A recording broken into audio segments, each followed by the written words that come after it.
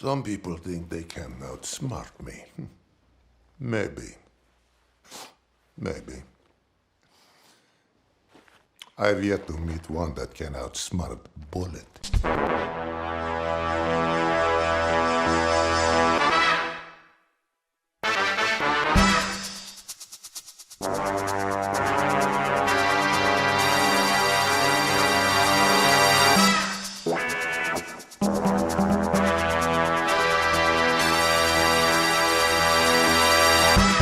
Many discussions are often held within the realm of Skullgirls mobile chats, within different levels of importance. What do you want me to do? Faggot. You tell me what you want me to do. You fucking faggot. Tell me what the fuck it is. A question that has been formulated repeatedly is, who is the best fighter in the entire game? On an objective scale, it's ultimately a multiple-way tie, since some variants will always be able to outperform others on determined fields. Plus, it's worth saying that it also relies on being a subjective matter. Fuck you!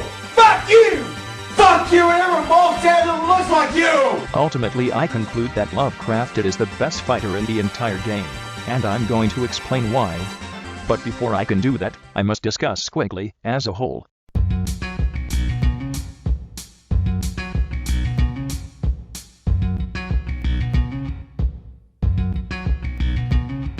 Every character has a distinctive moveset that complements its playstyle, and they are recognizable by its default attributes. For comparison, if I were to place a silhouette of a character, you'd be able to recognize him. As such, the same has to occur with his or her moves. With Philia, for instance, she relies heavily on bleed tactics, therefore the moveset has several bleed-oriented moves to further support that dynamic. Squigly's gimmicks rely on three aspects: wither, curse, and buff control. From the get-go, this set allows for some impressive opponent control, whether be with their meter or buffs. Personally, I classify her set as one of the best in the game, along with Double, Eliza, and Parasol. Moving on to her moveset specifically, let's start with the blockbusters first. Battle Opera is a bit tricky to aim on the ground, but landing hits with it will often inflict wither stacks, making it invaluable to have, in conjunction with the fact that it's a BB1, requiring little meter charge. The best way to use it is generally after an aerial juggle, since it's guaranteed to hit. Inferno of Leviathan, much like the green bird from Angry Birds, is the pissed-off cousin of Battle Opera. It inflicts wither and also heal block. It's generally far more powerful and lands more hits while having the same probabilities of proc than Opera. Much like it, you need good aim with it, so use it wisely. Daisy Pusher is the oddball of the blockbusters since it only functions as a ranged grab move. It's not completely worthless since it can fight off Markweed Pain Wheels easily, but it's the most underwhelming out of them all without a doubt. 2-drag 2-drop is also different from the more common tool Squigly uses, but it's just as invaluable. For starters, all its hits inflict armor break, checking with relative ease any armor user, like Resident Evil and Armed Forces. I do have a gripe with its hitbox, though its reach is a bit too short, so the safest way is pretty much during a combo. Rage of the Dragon is the BB3 of the bunch, and it's a strong one. While the combo count highlights a 120 combo count, it ultimately is one big singular hit. On top of that, it's guaranteed curse, shutting down any recovery during and briefly after its usage. Moving on to the special moves, it is worth of note that 4 out of 5 consume a Dragon Charge, to further extend their efficiency, some cases being more so than others. Dragon Bite, for example, will perform 7 hits instead of 4, if charged, and it has the added bonus of removing any buff from the opponent. When maxed out, its chances are almost as high as the likes of Silent Kill, so I definitely advise to max it if you can. Also, it's worth noting that since it's a special, I will use it somewhat frequently. The Silver Cord has similar properties to Dragon Bite, although instead of removing all buffs it takes one from the opponent. Again, this is a move that you'd like to have maxed if you want to use its ability to the fullest, but by far its most relevant aspect is the fact that it staggers the opponent. This leaves a lot of room for any attack you can perform afterwards, like continuing with a ground combo, using a different special, or going for a blockbuster. About its charged effect, it mostly extends its reach and speed. Then we have Ashes to Ashes and Center Stage. Buddy, if you play this game, you're gonna get fucked up the asshole with the porcupine!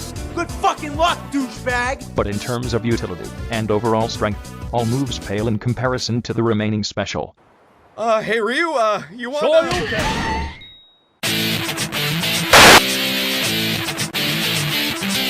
curse is a very strong debuff, since it practically shuts down any attempt of powering up or recovering via regen buffs. It counters almost every team possible, so it's only fair that it's a somewhat scarce debuff. Squigly, however, received it for easy use in the form of Dragon Punch, although it has a couple drawbacks. For one thing, you require it to have at least a Dragon Charge, otherwise you won't inflict curse, and the attack's hitbox is inaccurate, so you'll need to calculate properly when to use it. Although you can always have a Silver Cord to help you out, but once you get past those small restrictions, you'll find that Dragon Punch is one of the most proficient moves in Squigly's arsenal. It's a special move, it inflicts curse, and it has a high damage output. It comes close to being a match made in heaven. You may consider this a subjective matter, and prefer the other specials, to which I can agree, but allow me to explain why I hold this move on such a high regard. Let us at long last discuss Lovecrafted.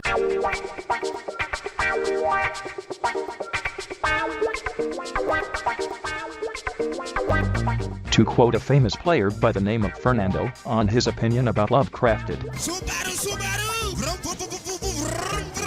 the aspect that is most notable about Lovecrafted is that she's a natural diamond, which means her base attack and health are very high. Admittedly, compared to other fellow diamonds such as Somersault and even a few golds like Bronner, her attack is somewhat lower, but among the Squigglies, she holds the current highest base attack of 12,000, which is an overall pretty good number. As for health, she's beaten by her sister Plot Twisted, but 72,000 base health is nothing to sneeze at. Finally, her main selling point, the signature ability, Tentacles, is simply amazing. For starters, the SA1 inflicts heal block and disable blockbusters after being nearby the opponent for 1 second. Even without the SA2, she's already amazing, given she can easily prevent the opponent from gaining any meter gain, mixed with making sure the opponent cannot recover any health back. It's worth mentioning that since the majority of combat will occur while near the opponent, it will be activated regularly. That is not to say it cannot be bypassed with quick attacks or ranged ones. Out of the two SS, this one leans towards the defensive side with offensive applications. The SA2, on the other hand, is purely for offensive purposes. It inflicts a 15-second heavy bleed and death mark every 10 combo hits. Given how easy to combo with Squigly, it's very easy to pull off. In addition to it, the 10th combo hit will always land as a guaranteed critical. Another aspect is that this 10th hit is boosted by the death mark it inflicts, so you naturally want a powerful hit to land on it. That's where the moveset aspect comes into play.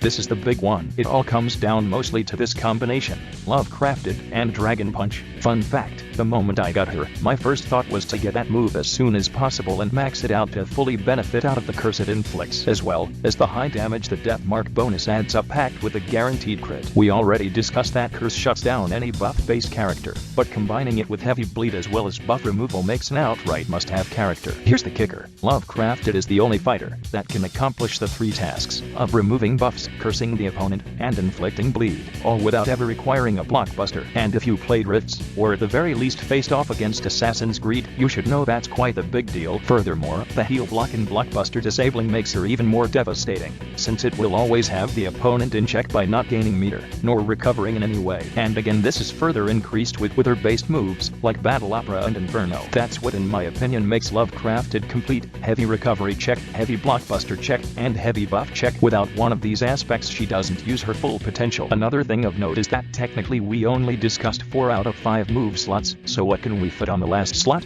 To be honest, anything goes. Again, much like in the previous segment, you can use drag and drop to check armor users should the curse either expire or fail to land for whatever reason. As for Rage of the Dragon, I did say that it's technically one large hit, but the combo count is still in effect, which means using it against Brain Freeze will have no effect. For Lovecrafted, it's a guaranteed curse, death mark, and heavy bleed. The main drawback is that it's a BB3, which will require a large amount of meter to fill. Also, it's a grab, therefore it won't be able to crit, and it can't benefit from death mark. Lastly, say you just want to go all in on buff removal and equip 3 special moves instead of 2. You'll have a fairly good control over the game. But the drawback this time are the dragon charges. Having 3 moves to consume a charge in total can lean itself to be troublesome, so unless you need to have the 3 moves equipped, I wouldn't recommend this approach. In short, I guess it's fair to say that I like drag and drop as a 5th move the most, since it has the least amount of flaws in general.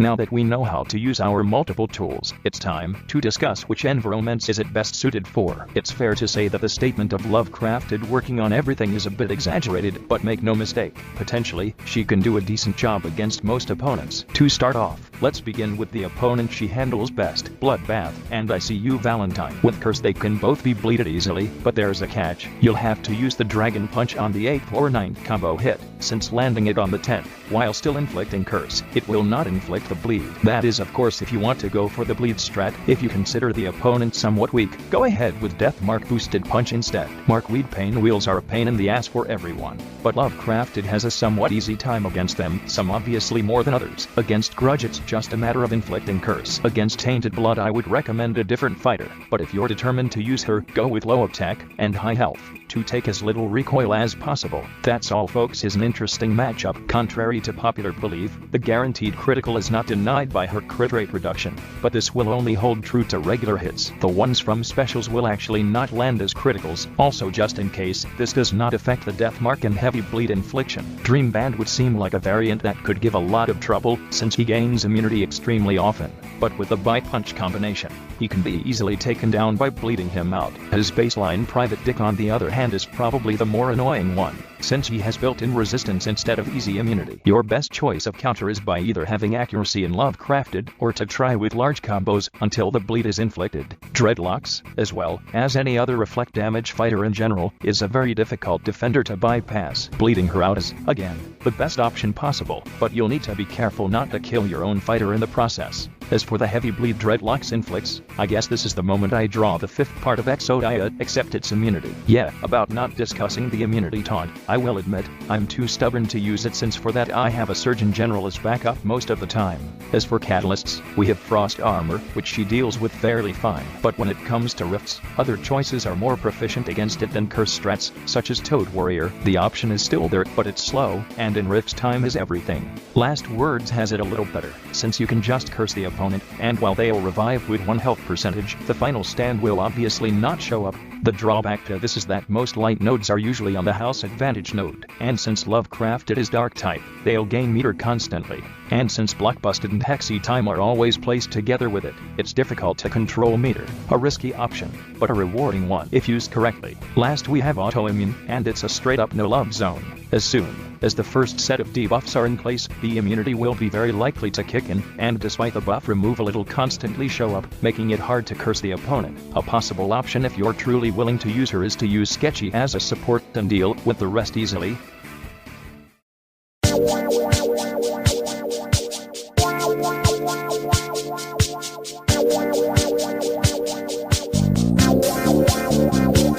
Well, it's been about 13 minutes discussing a single variant, so I'd say we're all fairly tired, but let's wrap this up. The best way to sum up Lovecrafted is, as a jack of all trades, given her wide array of tools at her disposal, whether be from Squiggly's moveset, her own signature ability, or both at the same time, she's a top-tier fighter both defensively and offensively, and a lot of people seem to agree on that statement. Is she perfect? Of course not. Everything has its counters, but make no mistake, her positives will always outweigh the negatives. The one drawback I didn't tap too much until now is that she's a natural diamond. As such, she's very rare and expensive to build, but if you do manage to get one, be sure to invest on her as much as possible. You will not regret it.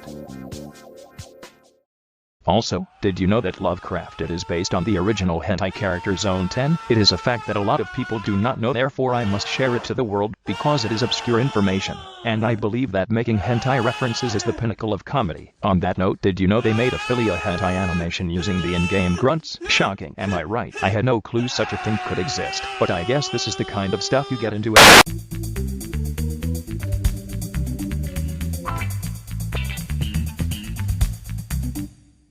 Mr.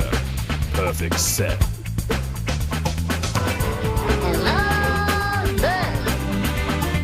I fucked your mother. That's the joke.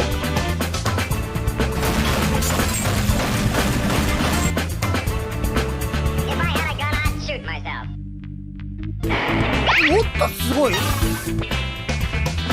The pizza, He-Man! Eat it! Ah!